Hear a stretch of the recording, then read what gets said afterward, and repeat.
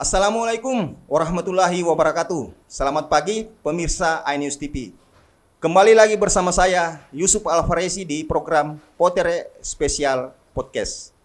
Di periode kedua kepemimpinan Wali Kota Makassar, Bapak Insinyur Haji Ramdan Pomanto, PDAM Kota Makassar diharapkan mampu meningkatkan kualitas pelayanan akan ketersediaan air bersih.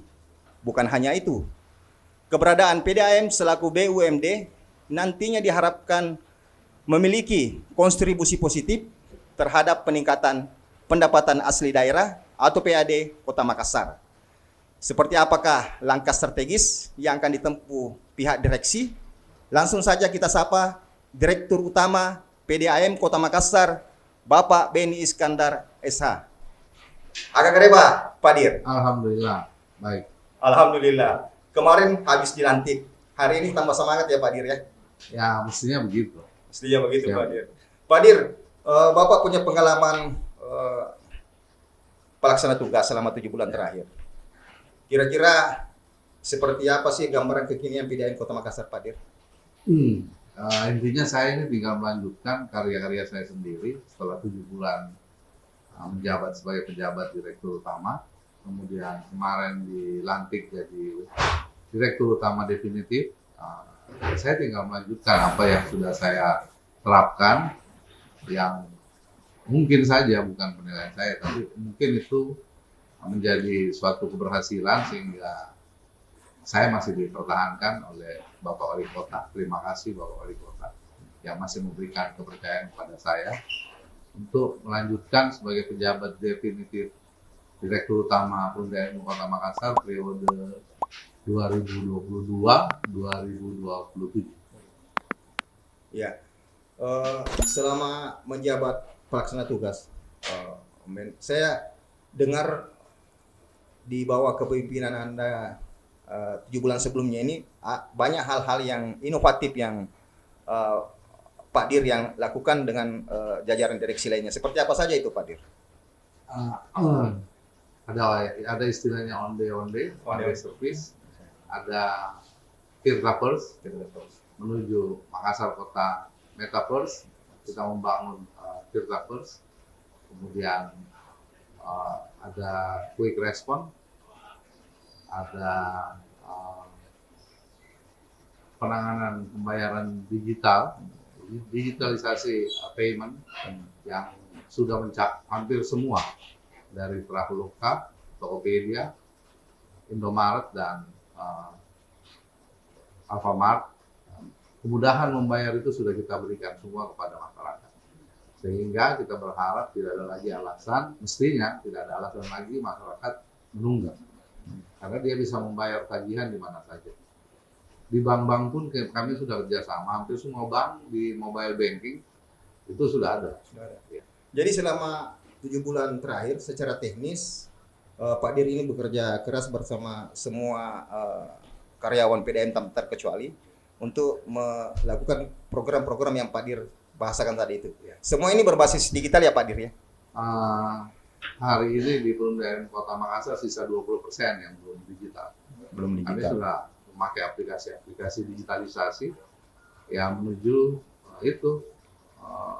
Makassar Kota Metaverse. Jadi baik sistem controlling apa dan sebagainya itu bisa terpantau dengan mudah ya Pak Dir. Kami sudah punya SCADAP yang memberikan pantauan digital pada kami untuk memantau instalasi, bagaimana distribusi air, berapa bar, tekanan air yang didistribusikan. Ya. Kalau untuk peremajaan peralatan teknis PDAM sendiri itu Pak Dir diprogram juga ke depannya Pak Dir. Kalau terkait infrastruktur dan peralatan, ya tentu kita berbicara kebutuhan bukan keinginan. Konsep penganggaran kami di era saya, kita basisnya itu kebutuhan. Kalau keinginan kan belum tentu kita pakai. Jadi dengan asas kebutuhan, apa yang kita butuhkan itu yang kita anggarkan. Itu yang dianggarkan. Nah, setelah pelantikan kemarin, Pak Dir, atau saya akrab sapa dengan Om Ben aja Pak ya, Om Ben. Om Ben ini kan sudah secara definitif ini menjadi direktur utama. Secara garis besar saya merasa tanggung jawabnya juga semakin besar. Nah, untuk tahun ini Pak Dir, saya dapat bocoran, katanya omset, bukan omset, revenue ya. Revenue PDAM di bulan Juli ini sudah lebih dari 10 miliar ya Pak Dir. Kalau laba perusahaan kotor di bulan Juni kemarin itu sudah 12 miliar laba kotor sebelum pajak. Rentang waktu 7 bulan itu Pak Dir. Iya. Hebat ini Pak Dir. Sebelumnya kan di tahun 2019 sama sekali tidak menyentuh dividen PDAM Pak Dir. Kami punya data yang insya Allah valid ya. Di era-era sebelumnya itu ternyata yang diharapkan merekonstribusi ke PAD Kota Makassar ternyata malah sebaliknya yang terjadi. Pernah di tahun 2019 kalau tidak salah itu Pak Dir, 0 dividen ke Pemkot. Nah ini menjadi tanggung jawab besar bagi Pak Dir. Bagaimana supaya bisa memutarbalikkan pencapaian yang kurang maksimal itu. Ya, Pak. Hari ini kan kita punya piutang dividen di pemerintah kota. Kita anggap piutang karena di era yang kemarin itu dividen tidak terbayarkan. Tapi tentu ada alasan kenapa. Nah, kalau hari ini kita berbicara, hari ini menjadi sejarah buat pemerintah Kota Makassar. Bukan ingin membanggakan, tapi nanti di era saya, efisiensi pendapatan wilayah-wilayah itu tembus di angka 96%. 96% dari target yang diberikan Pak Dir. Sebelumnya itu tidak pernah tercapai. Tidak pernah tercapai. Siapapun direksinya belum pernah tercapai. Kebanyakan dari yang masa lalu itu cuma paling mentok dia di 93%. Efisiensi pendapatan di semua wilayah. Kami sudah mencetak sejarah di bulan kemarin itu sudah 96%. Efisiensinya Pak Dir. Efisiensi pendapatan di 6 wilayah. Kemudian menjadi rekor juga di kepemimpinan saya, target RKP itu bisa kita capai di bulan April kemarin. Target RKP kita itu 27 miliar. Kemudian di April itu saya dapat 27 miliar 400 juta. Fantastis ya Pak. Fantastis Pak Dir pencapaiannya. Ya. Selama rentang waktu 4 bulan saja bisa hampir sama dengan di target di RKP itu. Ya. Lebih malah. Lebih malah Pak Dir ya. Saya mau tanya secara detail nanti Pak Dir, mungkin di segmen berikutnya. Apa sih langkah-langkah strategis yang Pak Dir lakukan sehingga kepemimpinan periode sebelumnya itu tidak mampu melakukan hal-hal yang sama terkait pencapaian saat ini Pak Dir? Nanti dijawab Pak Dir setelah iklan yang satu ini.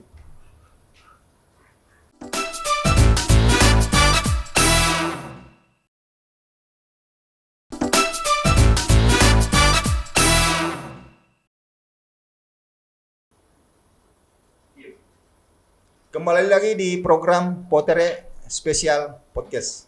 Pak Dir, tadi sempat terpotong sedikit gara-gara kewajiban kami untuk menayangkan break komersil. Ya. Pak Dir dilanjut, di bulan 4 melebihi target KPD. Kira-kira apa sih yang menjadi landasan kerja Pak Dir sehingga menghasilkan pencapaian yang melebihi target lah. Di bulan keempat Anda menjadi pelaksana tugas di PDAM Kota Makassar. Itulah keberhasilan dari kita melakukan asesmen pejabat. Di bulan Februari kemarin kita asesmen, kemudian saya membangun teamwork, tidak membangun birokrasi antara atasan dan bawahan. Saya membangun teamwork yang mana kita itu bersinergi, berkomunikasi dengan semua lapisan struktur yang ada di Pundaen Kota Makassar. Saya mencoba menyentuh sisi kemanusiaan semua karyawan. Hari ini di Pundaen Kota Makassar, direksi itu bukan lagi barang eksklusif, karena direksi itu justru turun melayani. Kan di pendirian perusahaan jelas, Pundaen Kota Makassar itu memberikan pelayanan, sehingga saya mengedepankan sisi-sisi pelayanan kepada masyarakat. Kalau kita mengedepankan sisi-sisi pelayanan, tentu siapapun orang di Pundaen Kota Makassar itu harus terlibat sebagai pelayan, bukan sebagai direktur yang eksklusif menutup diri. Hari ini dengan direksinya siapa aja bisa berkomunikasi tanpa terkecuali. Berarti yang Pak Dir bangun bukan Superman tapi seperti tim ya Pak Dir. Seperti yang kita bangun. Butuh waktu berapa lama mengubah mindset tanda kutip Pak Dir, mindset kawan-kawan di PDAM sehingga ayo ini saya mau begini, ini saya punya visi ke depan, misi yang kita lakukan ini semua kita harus goal di titik ini. Kira-kira butuh waktu berapa lama itu Pak? Mengubah mindset itu. 1 bulan. Wah singkat sekali Pak Dir. Iya, karena di Maret itu juga sudah mulai menanjak, pendapatan masuk di angka 25. Di Januari itu baru 22. Kemudian di Maret 25, di April Mei itu tembus 27. Ya. Dengan adanya pejabat-pejabat yang dihasilkan oleh asesmen pejabat. Jadi pondasi awalnya itu asesmen pejabat itu ya Pak Dir ya, sehingga mampu menghasilkan output yang sesuai yang diharapkan bersama. Sampai sejauh ini ada berapa karyawan PDAM yang tercatat Pak Dir? Kalau hari ini pasca kita melakukan rekrutmen tenaga kontrak, sekarang dari keseluruhan ya kontrak dan tetap dan 80% itu totalnya 1.300-an. 1.300-an di hampir semua unit-unit PDAM sendiri. Pos penempatan terbanyak masih di kantor pusat ya Pak Dir? Nah, di wilayah sekarang. Oh di wilayah mah. Kita mendistribusikan banyak di wilayah karena mereka menjadi tulang punggung untuk melakukan pencatatan meter dan penagihan tunggakan. Nah, tim yang kuat, kerjasama tim yang kuat tidak lengkap tanpa ada peningkatan kesejahteraan. Nah, ini sudah menjadi standar baku di dunia ekonomi nih Pak Dir. Bagaimana kita menderek revenue bisa naik, bagaimana selain menekan cost juga meningkatkan sumber daya manusia termasuk kesejahteraannya mereka. Kira-kira kawan-kawan di PDAM ini Pak Dir, pasti mereka bertanya-tanya, ada hal baru apa terkait kesejahteraan hidup kami di era kepemimpinan Pak Dir ini? Saya kira di apa yang menjadi bonus, menjadi pendapatan sebagai imbalan, saya belum bisa berbicara seperti apa nanti jasa produksi atau seperti apa bonus yang akan diserahkan karena biasanya itu di akhir tahun ketika pendapatan laba kita sudah berhitung, baru kita membuat kebijakan seperti itu. Tapi kalau yang namanya BUMD Pengembangan Kota Makassar, dari kesejahteraan pengupahan saja gaji mungkin PDAM itu masih yang terbaik. Di antara semua PDAM yang ada di Sulawesi Selatan. Standarisasi UMR kan di atas 2,5 ya Pak ya di Makassar. Ya. Kita mau pegawai kontrak kita yang masuk kemarin itu yang 0 bulan ya. Iya 0 bulan. Satu bulan kerja itu dia sudah menerima 3.400.000. Wah subhanallah, ini sudah jauh melebihi standar UMR kita di Makassar Om Ben. Iya. Jadi saya berharap semua kita berharap ke depannya bahwasanya tingkat kesejahteraan kawan-kawan di PDAM itu akan berbanding lurus dengan pencapaian yang ada. Dan kami yakin dengan apa yang Pak Om Ben bahasakan secara garis besar tadi, bahwasanya program-program itu nantinya bisa menambah revenue-nya, bisa menambah pendapatan asli PDAM sendiri. Kembali ke sistem monitoring Om Ben. Sistem monitoring di mana-mana semua lembaga yang profit yang mengelola arus kas itu butuh sarana monitoring yang tepat sehingga kedepannya tidak terjadi kebocoran-kebocoran atau fraud yang bisa merugikan perusahaan itu sendiri. Seperti apa sisi monitoring yang akan Pak Dir lakukan ke depannya? Kita kan ada di awal tahun selalu ada CAP dari akuntan publik. Ada pemeriksaan dari Inspektorat Jenderal Kota Makassar. Kemudian ada supervisi dan pemeriksaan dari BPKP. Tapi meskipun itu semua ada, tentu kebijakan itu akhirnya kan dari direksi. Sehingga saya lebih memprioritaskan kehati-hatian di dalam membuat kebijakan, apalagi terkait kebijakan penganggaran. Sebagai orang yang berlatar belakang advokat, saya sangat-sangat memperhatikan unsur kehati-hatian dalam pelaksanaan kebijakan. Ini sering ditekankan ya ke kawan-kawan satu tim di internal PDAM sendiri ya, Pak ya, agar berhati-hati dalam hal tata kelola keuangan daerah itu sendiri. Ya, Om Ben, ke depannya PDAM secara otomatis itu menjadi suatu lembaga yang banyak menguasai hajat hidup orang banyak. PDAM kedepannya juga diharapkan mampu meningkatkan kualitas dari sisi teknis. Nah, tanpa menutup mata ini Om Ben, di Makassar sebagai pintu gerbang Indonesia Timur, bukan rahasia lagi, banyak properti ya, banyak pengusaha properti yang kadang mentaktisi ya kendala teknis aliran suplai air bersih itu dengan menggunakan air tanah yang yang bisa dikatakan mungkin saja merusak ekosistem bawah tanah kita. Nah, saya yakin ini juga akan berdampak secara teknis ke suplai distribusi air atau suplai air yang dimiliki oleh PDAM sendiri. Bagaimana kira-kira PDAM mengatur hal-hal seperti ini, Pak Dir?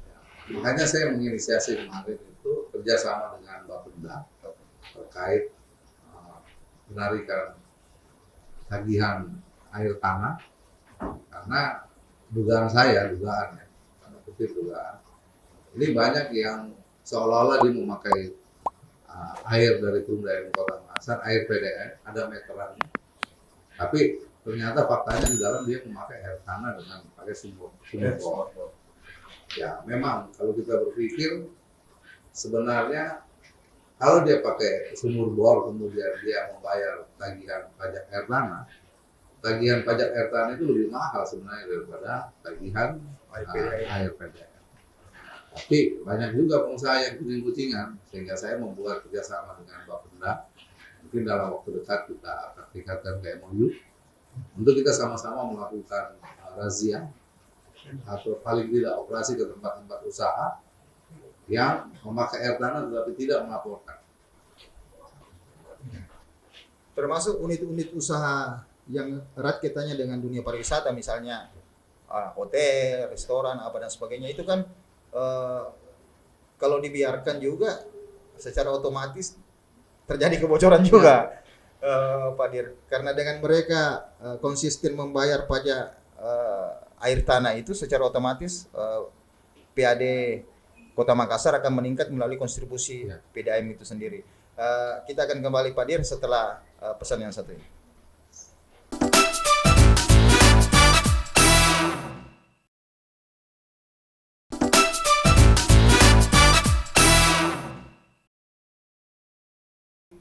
Kembali lagi bersama Yusuf Alfaresi di program Potere Spesial Podcast.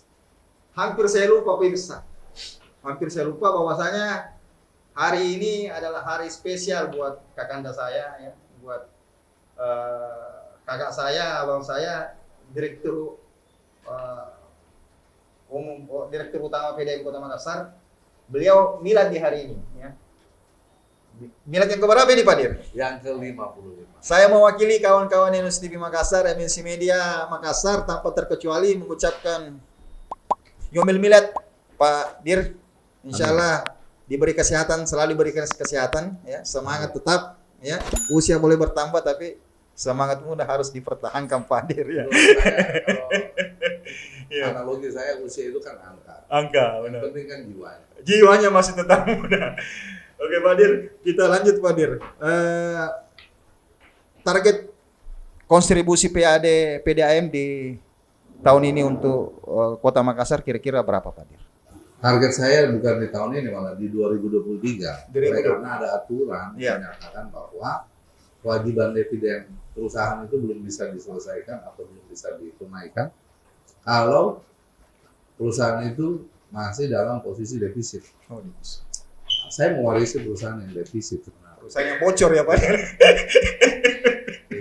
Tapi saya sudah berjanji bahwa di 2023 saya sudah bahkan berani menyebut angka akan memberikan kontribusi PAD dalam bentuk dividen kepada pemerintah Kota Makassar itu sebesar di angka 7,5 sampai 8 miliar. 7,5 sampai 8 miliar di tahun 2023. Karena target itu bukan angka yang besar Pak Dir ya? Saya kira bukan, karena ada hitung-hitungannya kan. Oh, ya. Karena saya punya target laba itu hanya bisa saya capai di 2022. Hari ini sebenarnya kalau menurut catatan, menurut LHP atau menurut aturan PP 1754, kita masih dalam posisi defisit. Saya mewariskan kemarin itu posisi defisit di 13, sekian. Dan hari ini sisa 5 miliar.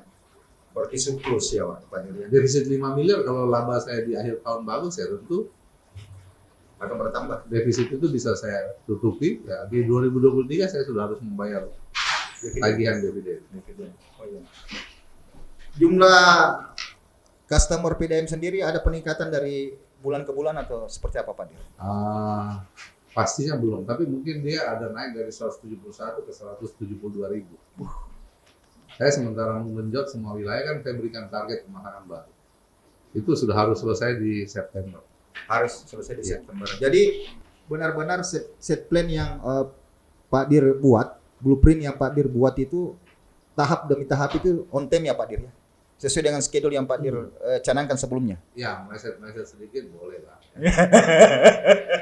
Tapi saya yakin Pak Dir dengan kekuatan kerja tim yang kuat, insya Allah seberat apapun tantangannya itu pasti akan terasa mudah. Ya kalau kita disupport oleh semua lapisan karyawan PDM tanpa terkecuali.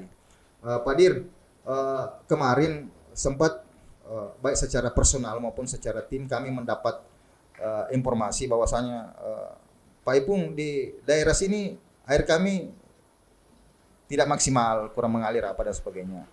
Nah, itu kan terjawab dengan adanya pengerjaan pipa, peninggalan VOC itu ya, peninggalan Belanda kemarin Pak Dir ya.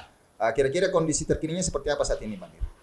Kan kalau apalagi kemarin yang di Malengkeri itu yang pecah itu kan pipa diameter 400 yang kira-kira besarannya seperti pohon. Seperti Iya, kalau yang seperti itu terjadi kebocoran, normalisasi tekanannya itu bisa sampai sebulan.